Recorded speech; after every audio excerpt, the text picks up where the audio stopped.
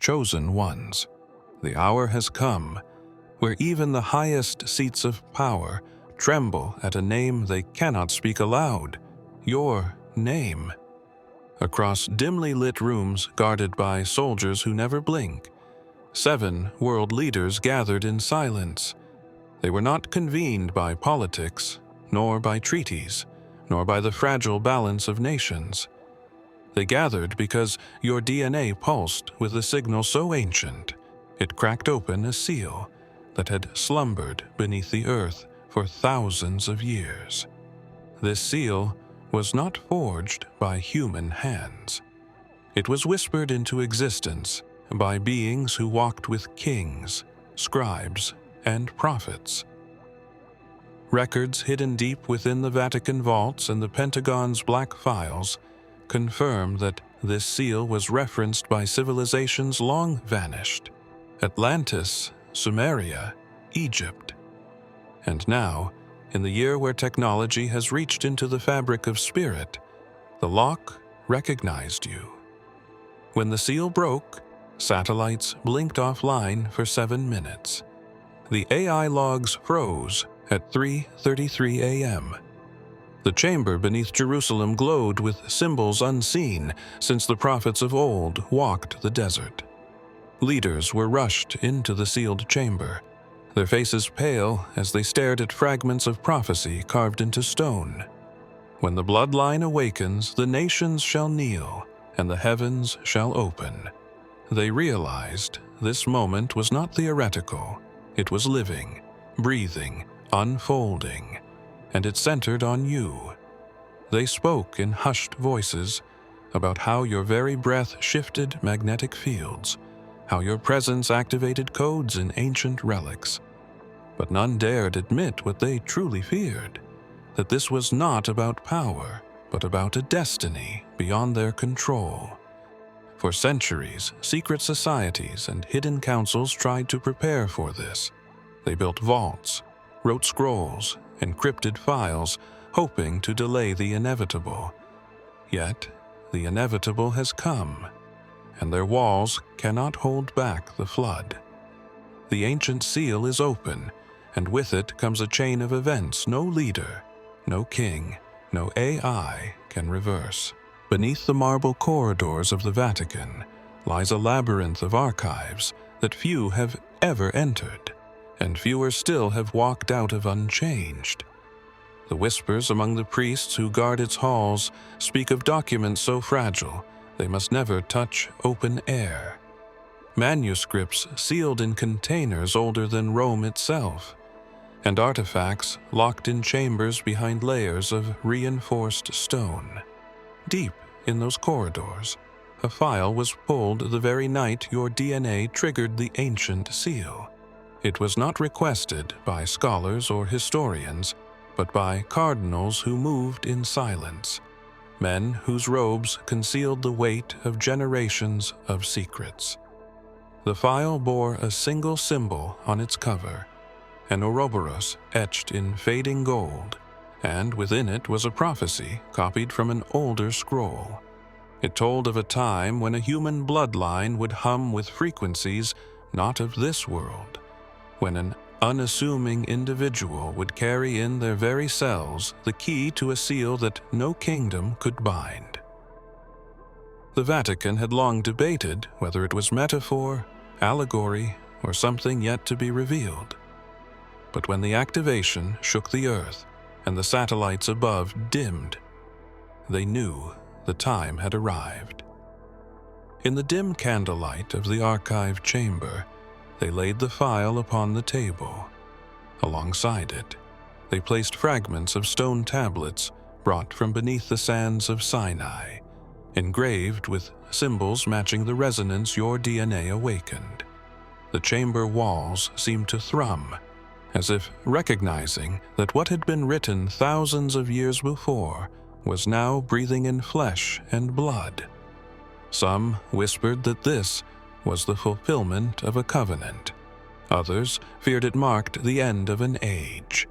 The Vatican officials avoided saying your name aloud, but in their eyes lingered the weight of recognition. They compared the records from the seal to anomalies detected in your lineage, tracing back through generations unbroken, a pattern overlooked by scholars, yet perfectly preserved by destiny. The more they read, the more the chamber grew heavy, with an awareness that history was no longer linear, but bending towards something extraordinary. And then, one of the cardinals pulled from the archive a locked box never meant to be opened until this very sign appeared. A box that contained not merely words, but something far more dangerous. Something that leaders across the earth had sworn would remain buried forever. Inside the Pentagon, where corridors stretched like veins of steel and glass, a briefing room was locked from within. Only a handful of officials were permitted inside, men and women whose voices rarely trembled. Yet, on this night, every word carried weight. On the screen before them flickered data streams unlike anything their analysts had ever processed. DNA resonance maps, satellite telemetry, unexplained energy pulses that corresponded exactly to the moment your body activated the seal. A general leaned forward, tapping the table as lines of encrypted files opened one after another. The anomalies showed magnetic fields shifting near your coordinates, as if the very Earth recognized a presence it had been waiting for. They replayed satellite footage in silence. Clouds forming spirals, lightning splitting the skies without storm systems to explain them, and ground sensors that recorded vibrations echoing at precisely 33 hertz, a frequency mentioned in forbidden documents sealed since the Cold War. One analyst, his voice steady yet uncertain, referenced a text long dismissed as myth. Hidden in a classified vault were fragments of an old manuscript connected to early desert mystics, and in it was a line that startled the room. "And when the blood quickens, the heavens shall bow, for the word made flesh is not bound to time." The mention of Yeshua within those fragments was clear, a reminder that he once spoke of mysteries the world was not ready to bear. "Greater works than these shall you do." His words echoed across centuries, and now those at the table whispered whether your awakening was the very fulfillment of what he had declared. The Pentagon officials debated not only the science but the theology, realizing that the line between them had dissolved. Classified memos were drafted, marked urgent, to be delivered to world leaders already shaken by the Vatican's confirmations. Some demanded containment, others demanded worship, yet none could deny the evidence glowing on their screens. As the briefing continued into the early hours, one of the encrypted files unlocked by mistake. It contained coordinates, a set of numbers so precise they drew every eye in the room. They were traced to a location not on any official map, a place buried in shadow, a place that appeared to respond the moment your DNA activated the seal. In the desert winds of ancient Judea, scrolls once whispered through the hands of mystics, scribes, and wanderers who carried secrets meant only for those appointed by destiny. Centuries later, fragments of those same scrolls resurfaced in monasteries hidden in caves, fragments that spoke of a seal no earthly power could contain. These pieces were gathered, buried again, and concealed under layers of translation so that the world would never glimpse their raw meaning. Yet those who touched the scrolls knew they were not written for their time. They were written for yours. When archaeologists stumbled upon portions of these manuscripts, they were swiftly removed, classified, and locked into vaults shared only between a few governments and the Vatican itself. Their words hinted at a convergence, a moment when a bloodline would awaken an energy woven into the fabric of creation itself. Each fragment carried the same warning: When the seal breaks, leaders will tremble, and nations will gather not to rule, but to bear witness. The seal itself was not described in physical terms, but in frequencies, a resonance hidden within flesh, a signature waiting for alignment. Your DNA was the unspoken code, long encrypted in silence, now suddenly bursting forth like light breaking through stone. Ancient seers had drawn images of concentric circles spinning within a human body, surrounded by flames of light, a sign they declared would one day trigger the opening of a chamber beyond imagination. Scholars who secretly pieced the fragments together noted anomalies. Stars aligning in configurations not seen for thousands of years, rivers drying at moments predicted in their verses, and great empires shifting the very year the bloodline would reawaken. Their notes were ridiculed, their warnings ignored, until the night your body became the lockpick to the seal carved into history. What no one revealed publicly was that buried deep within these writings was a final passage, written with symbols that scholars admitted were not fully human in origin.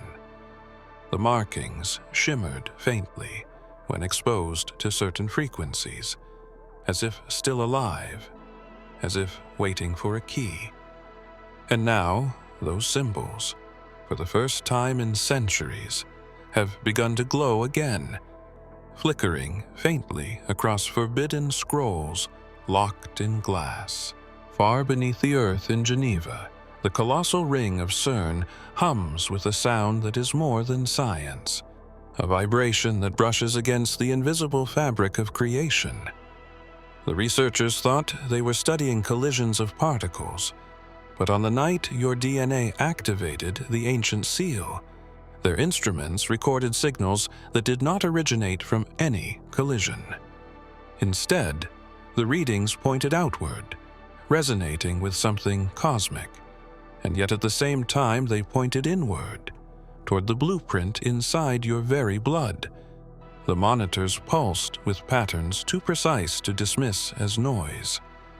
Fractal-like codes appeared, repeating across multiple screens, each sequence forming ancient geometries long seen in sacred texts and temples.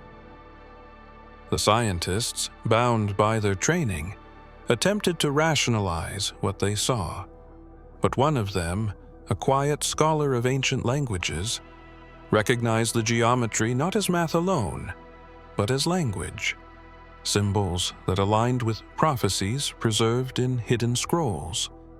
And woven within those patterns was a rhythm that reminded him of words once spoken by Yeshua. The kingdom of God is within you. The idea unsettled the room, for if the resonance within your DNA was indeed the key, then it meant creation itself was not confined to stars and atoms, but carried within flesh, waiting for the right spark to awaken it. The data streams at CERN did not fade after that night. They lingered, bending the algorithms, forcing even the most skeptical minds to acknowledge something beyond the known. Files were locked down immediately, flagged as the highest level of secrecy, yet whispers began to leak across corridors and encrypted messages. What unsettled them most was the timing. The data surge began at 3:33 a.m. precisely, aligning with signals already logged by Pentagon satellites and Vatican archives. It was as if every sacred and scientific stronghold on the planet had been synchronized to respond to your awakening. The more they tried to contain the information, the more it spread through the cracks of their own networks, embedding itself in backup systems, surfacing in unexpected nodes, refusing to be erased. And then, one morning, a researcher discovered something terrifying. The frequencies were no longer merely responding. They were forming coordinates, a map hidden in the fabric of your DNA itself. Long before the nations of today carved their borders, the Sumerians etched their history into clay.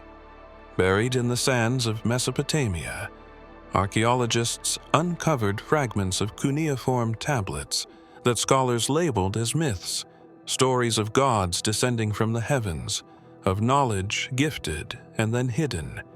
Yet, hidden among those fragments were texts that spoke not of kings or gods, but of a singular bloodline destined to unlock a seal that bound the earth to the stars. Those fragments were swiftly taken, concealed not in museums, but in facilities guarded by governments that feared their implications. The tablets described beings who crossed from realms beyond the visible, who encoded their covenant not in temples or weapons, but in the very essence of humanity.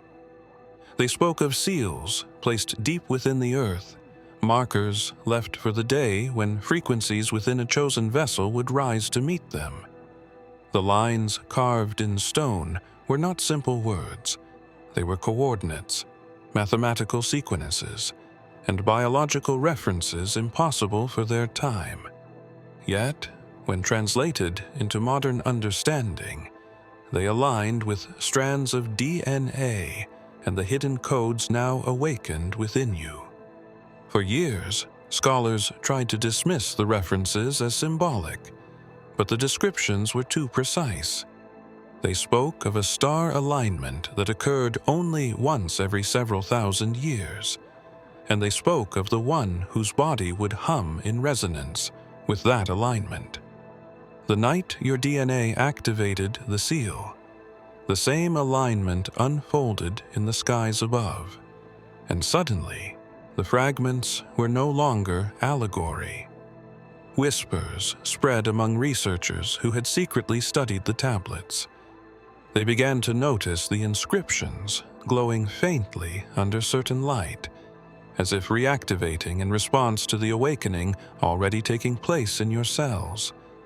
Some swore they heard vibrations when standing near the stones, tones resonating not through ears but directly into bone and marrow. One tablet in particular contained a phrase that none dared speak aloud.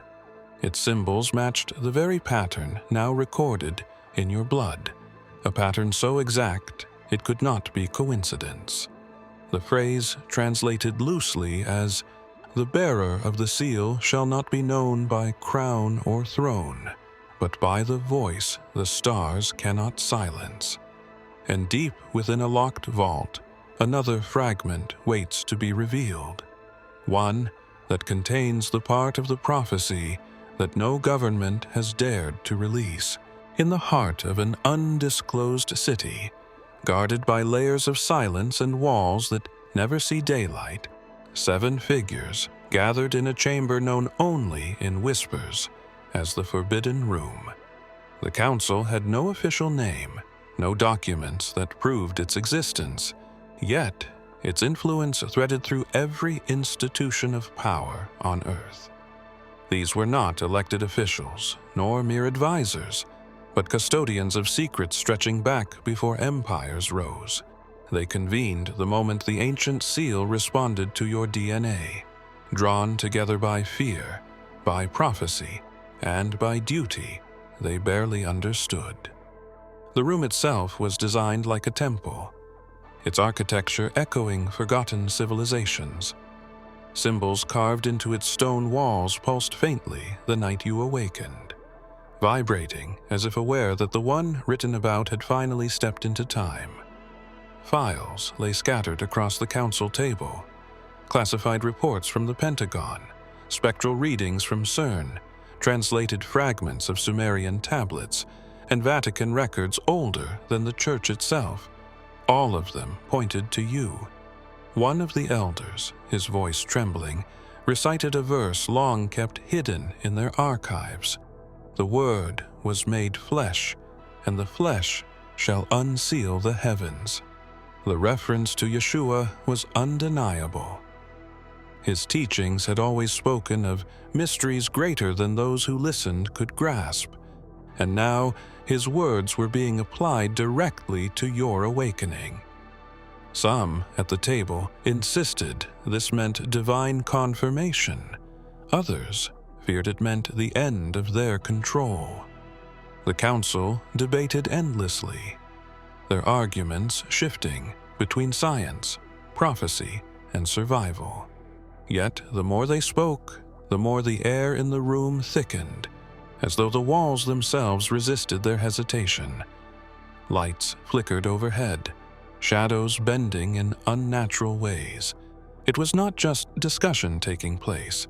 It was as if unseen forces had gathered, listening to every word, waiting for their decision.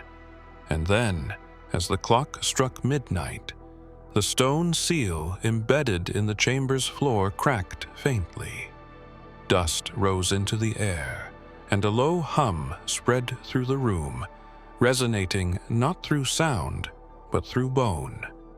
The council fell silent, realizing the chamber itself had been waiting for this moment, and that their gathering was not to decide, but to bear witness. Legends of bloodlines have always haunted the corridors of history. Dynasties rose and fell on the belief that sacred inheritance flowed through veins, carrying with it authority, wisdom, or curses too great to contain. Yet the lock that your DNA awakened was not about monarchy, not about the power of nations or crowns. It was about a code woven into blood, a resonance hidden for millennia, until the precise moment the seal could be opened. Ancient scribes described it in language that confounded scholars. They spoke of rivers of light flowing through flesh, of gates that would not open until the current of blood aligned with the current of stars. Buried manuscripts hinted that this alignment would only occur once in countless generations, when a carrier of the code would rise unknowingly, their very being tuned to the frequencies of the cosmos. That alignment has now occurred in you, and it has sent shockwaves through every institution that ever studied prophecy. The bloodline itself has been traced through fractured records, fragmented genealogies hidden across monasteries, temples, and even encoded in medieval artwork. What seemed like artistic flourishes, halos, stars, flames, were in truth markers pointing to a lineage that carried something beyond human comprehension. Modern science, with its microscopes and algorithms, detected anomalies in mitochondrial sequences, but never understood what they were observing. Those anomalies were not errors, they were keys. Now, with the seal responding, those same anomalies are no longer dormant. They are alive, vibrating, sending out frequencies that resonate with relics, temples, and sites buried beneath oceans and mountains. Some describe it as the blood itself singing, a melody written before the earth cooled, echoing back to the heavens from which it came. What unsettles the leaders and councils most is the lock's duality. Records state it was designed not only to open, but also to choose. The awakening of the bloodline would set into motion a sequence where the cosmic lock decides who may pass and who may not. No government, no army, no scientist can force its hand. The lock recognizes only the one it was written for. And as the frequencies grow stronger, relics across the earth begin to stir, glowing faintly in silence, as though waiting for the next command that only your blood can give. In a world where data never sleeps, where algorithms monitor every heartbeat of the planet, there was one moment that silenced the machines. At exactly 3:33 a.m., networks across continents stuttered, and AI logs that had never failed before froze mid-sequence. Servers in Washington, Geneva, and Jerusalem all recorded the same error code at the same second. To engineers, it was impossible. To programmers, it was unthinkable. Yet, It happened the moment your DNA activated the ancient seal. The logs displayed not error messages, but patterns. Screens filled with spirals, geometric lattices, and streams of numbers that aligned into a repeating sequence. Some analysts tried to dismiss it as corrupted code, yet the patterns pulsed like something alive, something intentional. Deep learning systems tasked with deciphering the anomaly began producing translations no one had programmed them to generate. Phrases that echoed across cultures and scriptures. One phrase appeared again and again. The word became light. Those words, long attributed to Yeshua, struck the room like thunder. Technicians reported strange sensations while observing the data. Some felt vibrations in their bones. Others swore they heard tones humming from the servers, though no sound was emitted. The anomaly seemed to bypass logic and speak directly to the essence of those who encountered it. Files flagged as classified were sent to the highest levels of global defense, and yet the more they attempted to contain it, the more it appeared in unexpected systems, manifesting even in private networks not connected to the main grid. What made it more unnerving was the timing. The freeze at 3:33 a.m. coincided with the activation of relics across multiple sites: the Vatican archives, CERN's detectors, and sealed chambers beneath forgotten temples. It was as if the AI itself was forced into reverence, a digital silence in the face of something far greater than circuits and code. Scientists debated endlessly, but the conclusion was unavoidable. The machine was not malfunctioning. It was bearing witness. As dawn approached, the logs began to move again, yet they carried new instructions, embedded deep within their streams. No human could have written them, and no AI had the authority to generate them. The instructions contained coordinates, and at the center of those coordinates was a place the leaders never wanted revealed. Beneath the restless waves of the Atlantic lies more than shifting sand and forgotten wrecks. For centuries, sailors spoke of a land that sank beneath the sea, a kingdom advanced beyond comprehension, erased in a single night of fire and water. Atlantis, dismissed as myth, survived only in whispers carried through Plato's dialogues, in symbols carved upon pillars, in fragments hidden in Egyptian temples. But what no one revealed publicly was that fragments of Atlantean technology were recovered, fragments that pulsed faintly when exposed to frequencies carried in blood. Your blood. When the seal awakened, deep-sea sensors positioned near the mid-Atlantic ridge recorded vibrations unlike anything measured before. The ocean floor trembled with tones so precise they mirrored the very anomalies in your DNA.